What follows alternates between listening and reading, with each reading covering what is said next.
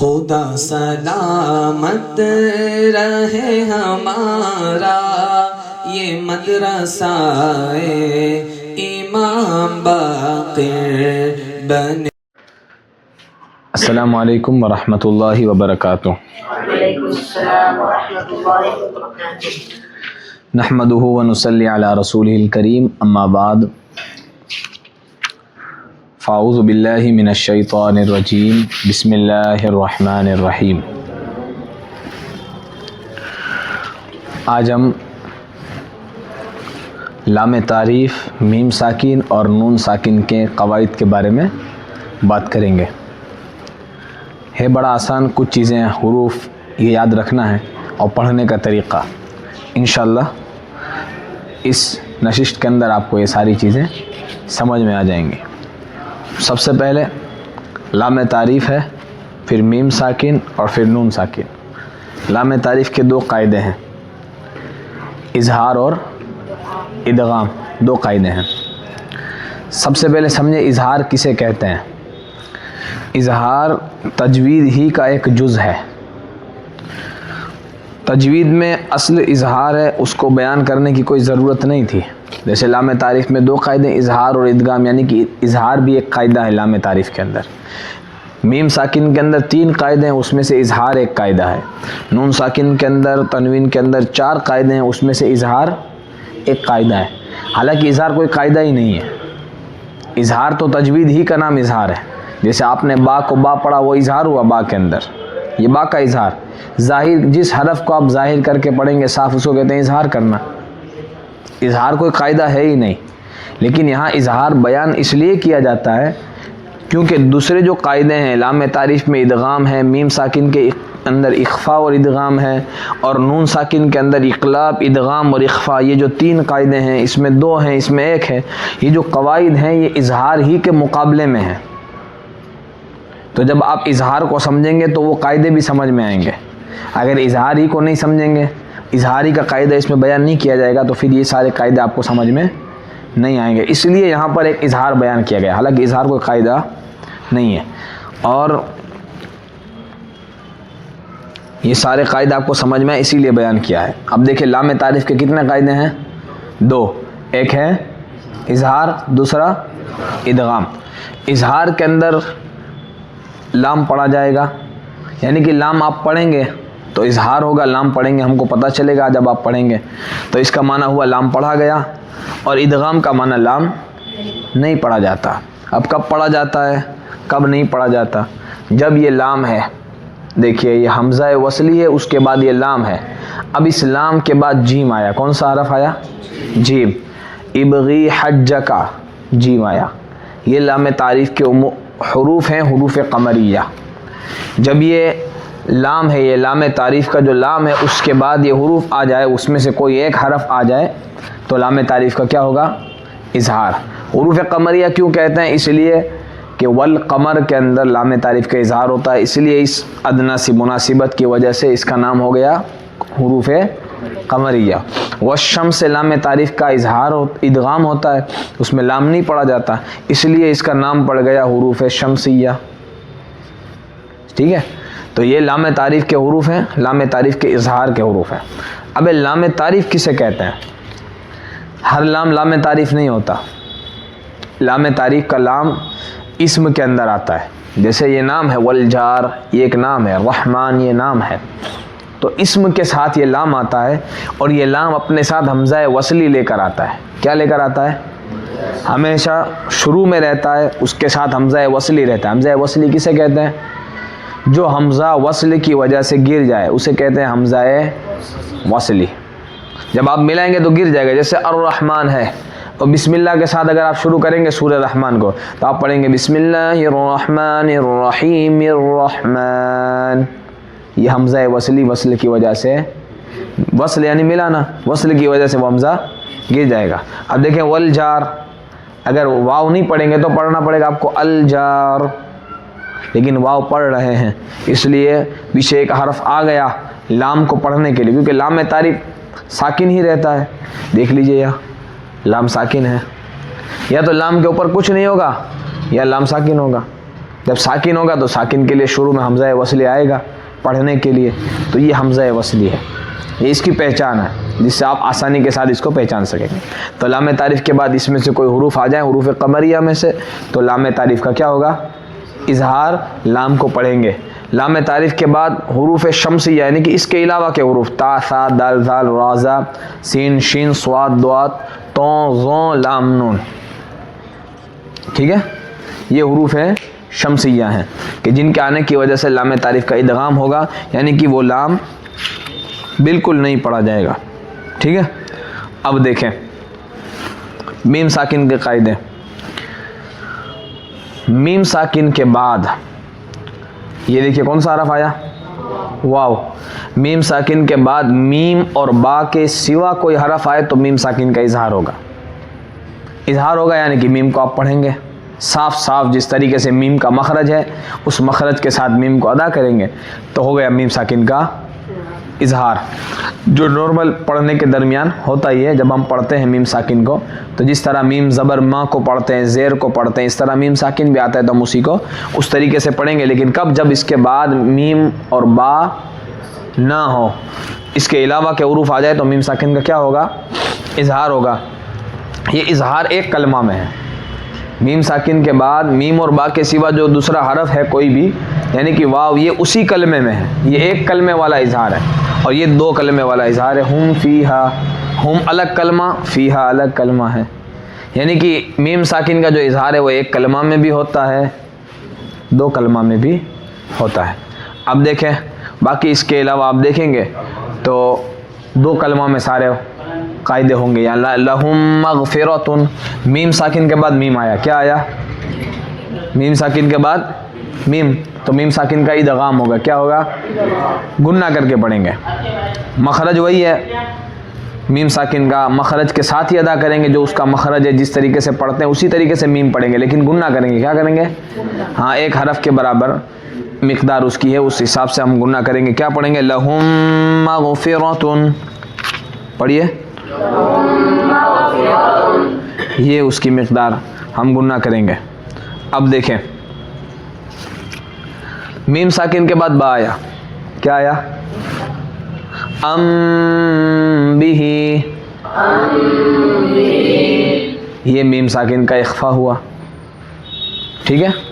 अब मीम साकिन का ये इख्फा है, ये मीम साकिन का इदगाम है और ये मीम साकिन का मीम साकिन का जब आप इख्फा करेंगे, देखिए यहाँ पर मीम आप साफ जाहिर पढ़ रहे हैं, इजहार के अंदर हुम फ़ीहा, इदगाम के अंदर भी मीम साकिन के बाद मीम ही आ रहा है, इसलिए आप मीम ही के मखरज के अंदर गुन्ना करेंगे, पढ़ेंगे लहुम मग़फ़िरतुन, तो मीम का मखरज है दोनों होंठ की तरी मिलना, लहुम। देखिए आगे वाला हिस्सा जो खुश्की सूखा हुआ हिस्सा आपके होंठों का नहीं मिलेगा, तरी जो तर हिस्सा है वो मिलेगा। लेकिन यहाँ पर अम बिही में आप बोल के देखिए, मीम साकिन के इख्फा के अंदर बड़े नरमी के साथ और खुश्की मिलेगी आपकी, देखिए अम बिही, वो तरी नहीं मिलेगी, खुश्की के साथ और सख्त नहीं, बिल्कुल ज़ईफ़ आसानी के साथ, बहुत ज़्यादा मुंह पर दबा कर नहीं, बड़े हल्के अंदाज में अम बिही। बहुत ज़्यादा दबाएंगे तो गलत होगा, बिल्कुल आराम से और आसानी के साथ ज़ईफ़ हल्के से इसको हम अदा करेंगे, ठीक है। अब देखें नून साकिन के कायदे, चार कायदे। कितने कायदे नून साकिन तनवीन के, चार कायदे हैं, इजहार, इदगाम, इक़लाब, इख्फा, ठीक है। सबसे पहले समझे नून साकिन और तनवीन कोई अलग चीज़ नहीं है, सिर्फ रस्मन और इसमन फ़र्क है इसमें। रस्मन यानी लिखने में फ़र्क है, जैसे कि देखिए बा नून ज़बर बन, बा दो ज़बर, लिखने में फ़र्क है। फिर इसमन फ़र्क है, नाम, इस्म माने नाम, इसको हम कहेंगे तनवीन, इसको कहेंगे नून साकिन। हालांकि है यही भी नून साकिन ही है, लेकिन नाम उसका फ़र्क है और लिखने का तरीका उसका अलग है, बाकी सब बिल्कुल सेम है, अदायगी बिल्कुल सेम होगी। अब देखें नून साकिन के बाद हुरूफ हल्की, हलक से अदा होने वाले हरफ, हमज़ा हा, आइन हा, गैन खा, इनमें से कोई हरफ आए तो नून साकिन का क्या होगा? इजहार। यानी नून साकिन को जिस तरीके से मखरज के साथ अदा करना है, नून का जो मखरज है जहाँ ज़बान लगनी है वहीं लगेगी, और बिल्कुल आसानी के साथ जैसे हम पढ़ेंगे अनहारू, मन आमना, एक कलमा में भी होगा, दो कलमा में भी होगा। मन अलग कलमा है, आमना अलग कलमा है। फिर देखें तनवीन की मिसाल, नबियुन हादिन, ये नून साकिन तनवीन का क्या हुआ? इजहार हुआ। अब देखें तनवीन जो होती है हमेशा, देखिए इजहार के अंदर ये नून साकिन का इजहार एक कलमा में भी हुआ, दो कलमा में भी हुआ, लेकिन तनवीन से इजहार नून साकिन का एक कलमा में नहीं हो सकता। वो हमेशा कौन से कलमा में होंगे? दो कलमा में। नून साकिन अलग कलमा में होगी, तनवीन अलग कलमा में, हुरूफ इख्फा हुरूफ इजहार अलग कलमा में। जैसे देखो नबियुन, या के ऊपर क्या है? तनवीन अलग कलमा में हो गई, हुरूफ इजहार हुरूफ हल्की जो है वो दूसरे कलमे में है। ये हमेशा ऐसा रहेगा, क्योंकि तनवीन जो होती है वो हमेशा कलमा के आखिरी हरफ के ऊपर आती है। कहाँ आती है? कलमा के आखिरी। जब आखिरी हरफ पे आएगी तब उसके बाद हुरूफ हल्की कहाँ देखेंगे हम? दूसरे कलमा में। तो तनवीन का जो इजहार होगा वो हमेशा दो कलमा में, लेकिन नून साकिन का जो होगा वो एक कलमा में भी होगा, दो कलमा में भी होगा। अब देखें इक़लाब, ये नून साकिन और तनवीन को गुन्ना के साथ पढ़ने को कहते हैं। नून साकिन और तनवीन को किस तरह पढ़ेंगे? गुन्ना के साथ हम पढ़ेंगे, गुन्ना के साथ अदायगी होगी। और जिस तरीके से मैंने बताया ऊपर मीम साकिन के इख्फा के अंदर आसानी के साथ, ठीक उसी तरह इसको भी इसी तरीके से हम अदा करेंगे। इसमें क्या होगा? इसमें होगा नून साकिन को मीम से बदल कर पढ़ा जाएगा। नून की बजाय क्या पढ़ेंगे? मीम। इसको तब्दील करके पढ़ा जाएगा। अगर नून होता और आप यहाँ इख्फा करने जाते तो अदायगी दुरुस्त नहीं होती। इख्फा करने के बाद जो हरफ की अदायगी है, इख्फा की अदायगी है, या नून साकिन को इजहार करके पढ़ेंगे तो जो भी सूरत इख्तियार करेंगे सही से अदा नहीं होगा। इसलिए इसको बदल के पढ़ा जाएगा। नून साकिन के बाद जब बा आएगा तो इक़लाब होगा, जिसके अंदर नून साकिन और तनवीन दोनों को किससे बदलेंगे? मीम से बदल कर पढ़ेंगे। देखो यहाँ तनवीन की भी मिसाल है, नून साकिन की भी मिसाल है। तनवीन का पता है ना, दो कलमा में हमेशा होगा, कलमा के आखिरी में तनवीन आएगी और उसके बाद आपको बाद दूसरे कलमा में देखने को मिलेगा। लेकिन नून साकिन का एक कलमा में भी होगा और दो कलमा में भी होगा। कौन सा कायदा? इक़लाब। देखिए कैसे पढ़ेंगे? यम्बुतु,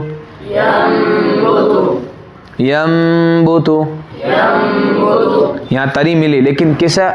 बड़े हल्के, बहुत ज़्यादा सख्ती के साथ अदायगी नहीं होगी, बड़े हल्के में। मिम बादी, और देखे तनवीन का अवानुम बैना, ठीक। अब उसके बाद देखें इसके अंदर एक और चीज़ है, यहाँ मीम साकिन का कायदा भी जारी होता है। मीम साकिन का कायदा भी, जब आप नून साकिन को मीम से बदल कर पढ़ेंगे तो नून साकिन की जगह पे क्या पढ़ रहे हैं आप? मीम। तब मीम साकिन के बाद क्या आया? तो मीम साकिन का क्या होगा? इख्फा। तो ये दो चीज़ें सेम है। जैसे अम भी पढ़ेंगे इस तरह यम्बुतु पढ़ेंगे, दोनों बिल्कुल सेम है। अम भी यम्बुतु, ये ऊपर वाला खुश्की वाला हिस्सा, लेकिन बड़ा सॉफ्ट, बड़ी आसानी के साथ मिलेगा, सख्ती नहीं होनी चाहिए। उसके बाद देखें इदगाम का कायदा, नून साकिन और तनवीन के बाद जब हुरूफ यरमलूना आए, देखें यरमलूना, या रा मीम लाम वाव नून, कितने हुरूफ हैं ये? 6। ये 6 हुरूफ जब नून साकिन तनवीन के बाद आए तब नून साकिन तनवीन का क्या होगा? इदगाम। ये इदगाम हालत कौन सी है? इदगाम हालत है इजहार और इख्फा के दरमियान की। इजहार में नून को जाहिर करके पढ़ेंगे, इख्फा में नून को छुपा कर पढ़ेंगे। इख्फा में नून को छुपा कर, बिल्कुल छुपा के पढ़ेंगे। और नून साकिन का इजहार जब होगा तो बिल्कुल नून को जाहिर करके पढ़ेंगे। तो छुपाना और जाहिर करना, इन दोनों के बीच की जो हालत होगी उसको कहते हैं इदगाम। छुपाएंगे भी नहीं, जाहिर भी नहीं करेंगे, बिल्कुल दरमियान से वो निकलेगा, तो उसको कहते हैं क्या? इदगाम। इदगाम के हुरूफ 6 या रा मीम लाम वाव नून। इसके अंदर 4 हुरूफ के अंदर गुन्ना वाला इदगाम होगा और 2 हरफ के अंदर गुन्ना के बग़ैर इदगाम होगा।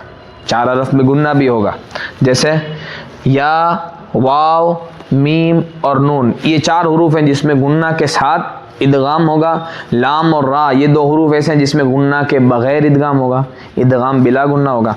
जैसे देखें मैं यक़ूलु, और इदगाम हमेशा 2 कलमा में होगा। इक़लाब की तरह एक कलमा में या इजहार की तरह एक कलमा में नहीं होगा, हमेशा 2 कलमा में। जब एक कलमा में करने जाएंगे तो इदगाम नहीं होगा बल्कि इजहार हो जाएगा। वो क्या हो जाएगा? इजहार हो जाएगा। देखिए ये देखिए मैं यक़ूलु, माँ ये छुपाने वाली हालत है, मन ये जाहिर करने वाली हालत है। इन दोनों के दरमियान मैं यक़ूलु। देखें एक कलमा में आप जाएंगे, दाल नून पेश दुन, नून साकिन के बाद या अलिफ ज़बर या, हरफ या आया। अब आप इदगाम नहीं कर सकते, अब आप क्या करेंगे? इजहार करेंगे। क्यों? क्योंकि नून साकिन के बाद यरमलूना में से या उसी कलमे में है।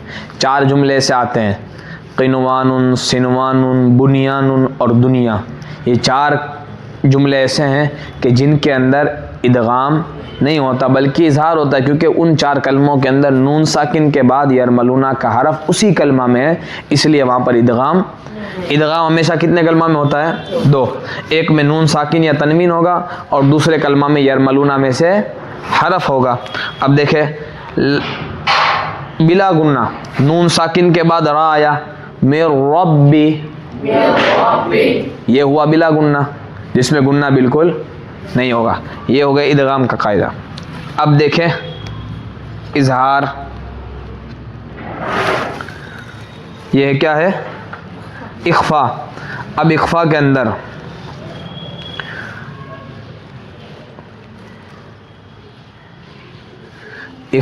होगा ये हुरूफ, इख्फा के जो हुरूफ हैं ये नून साकिन तनवीन के जो इजहार होगा, इदगाम होगा और इक़लाब होगा। इनके अलावा के जितने हुरूफ हैं ये सब आएंगे किसके अंदर? जी। और जो मैंने बताया इदगाम की हालत, ये इदगाम की हालत नहीं बल्कि इख्फा की हालत है। जैसे कि इजहार यानी कि ज़ाहिर करके पढ़ना, इदगाम में नून मिला के पढ़ना, इन दोनों की दरमियानी हालत को इख्फा कहते हैं। इजहार और इख्फा की दरमियानी हालत को नहीं। इख्फा के अंदर, इख्फा किसे कहेंगे? इजहार और इदगाम की दरमियानी हालत को, उसके अंदर नून को ज़ईफ़ करके छुपा कर पढ़ने को क्या कहेंगे?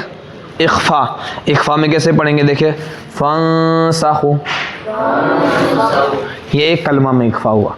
दूसरे 2 कलमा में मन काना, बिल्कुल ज़ईफ़। फिर उसके बाद देखें तनवीन की मिसाल, इदन करतुन, ये है तनवीन की मिसाल। और ये हुआ इख्फा, इदगाम, इक़लाब और इजहार। ये नून साकिन तनवीन के 4 कायदे, और ये हैं मीम साकिन के 3 कायदे। ये है लाम तारीफ़ के 2 कायदे जो आपकी समझ में आ गए होंगे इंशाअल्लाह। इसको याद कर लीजिए। अब इंशाअल्लाह नेक्स्ट जो सबक होगा वो भी इदगाम ही के बारे में होगा, लेकिन वो इदगाम होगा, ये इदगाम सिर्फ नून साकिन तनवीन और मीम साकिन और लाम तारीफ़ में नहीं होता, इसके अलावा भी इदगाम होता है। जब 2 हरफ एक जैसे जमा हों तो इदगाम मिसलैन है, मुतकारिबैन है, मुतजानिसैन है। फिर इदगाम की बड़ी किस्में हैं, ताम है, नाक़िस है, किस किस्म का इदगाम हो रहा है, किस कैफियत के साथ हो रहा है। इंशाअल्लाह वो आने वाले वीडियोस के अंदर आपको बताएंगे कि कैसे होगा। अल्लाह ताला हम सबको सही कुरान पढ़ने की तौफीक अता फ़रमाए। आमीन बिजाहिन नबील करीम। अस्सलामु अलैकुम।